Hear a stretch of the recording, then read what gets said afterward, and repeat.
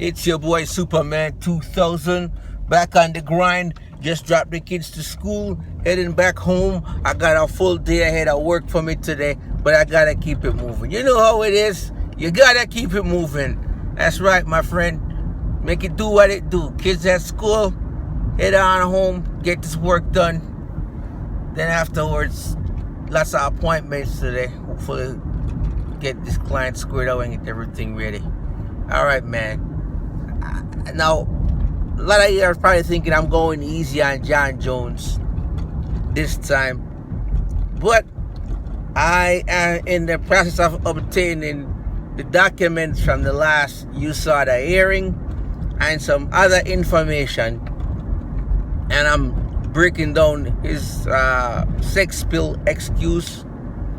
And by the way, I've been able to find Terry the Ball online for $75. Even a clean version of it that's been tested at the University of Tennessee, developed by them, that frees up what's it called, free testosterone for $49. It's called T-Bomb 2.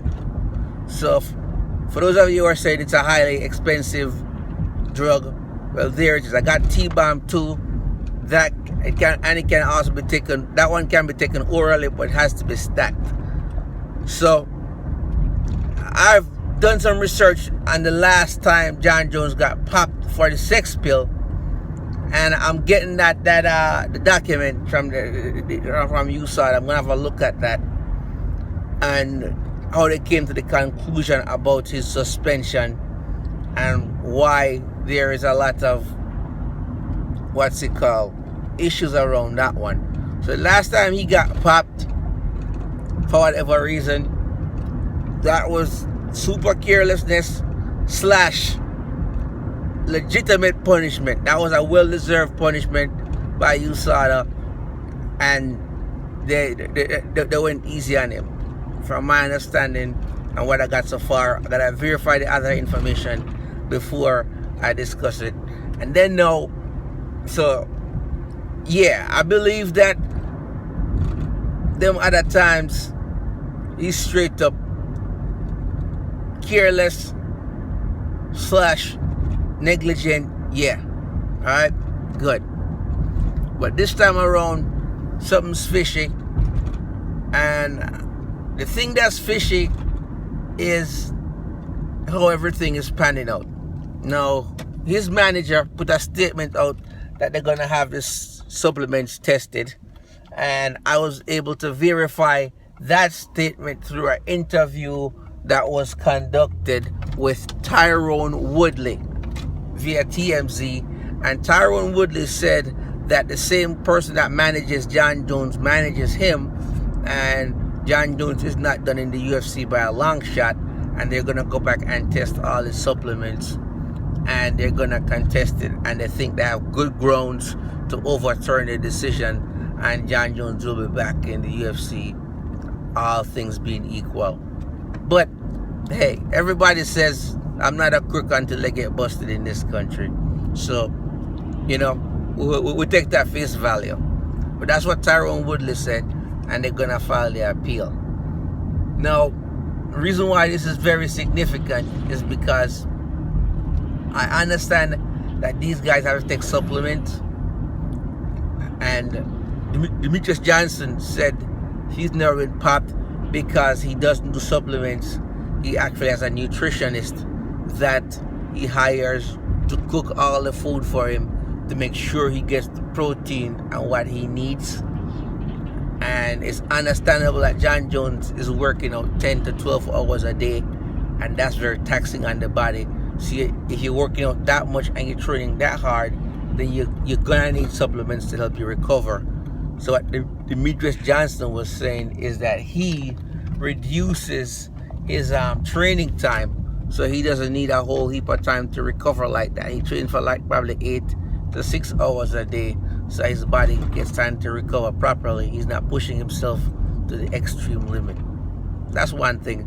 But with Jon Jones, I believe it's a little different, because if you have that kind of personality where you have downtime on your hands, you're gonna wind up doing coke banging strippers just going off the chain. Yeah, you need to be working out 10 hours a day. You need to be busy. You need to be focused. You need to have a structured schedule. Okay, that's one of the things about having attention deficit disorder.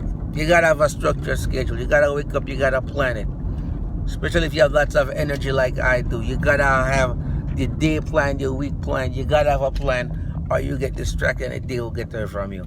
Well, Jon Jones he seems like the type, if he doesn't have everything planned, he'll get in trouble. So he needs to have a schedule that will keep him busy and out of trouble. No drag racing, that type of thing.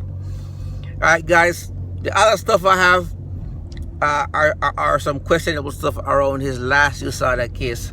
I'm gonna put that video together. I'm trying to put the documents into a format to where I can present them while I'm talking on the screen. If not, I just discuss the stuff and then post links to the pictures and stuff like the documents. Alright guys, that's my 2 cents from the fight chair. And this evening I'm gonna be going hard on Jon Jones, rough on him, and holding him accountable for his behavior. Now, you guys might be wondering why I'm so big on the due process thing.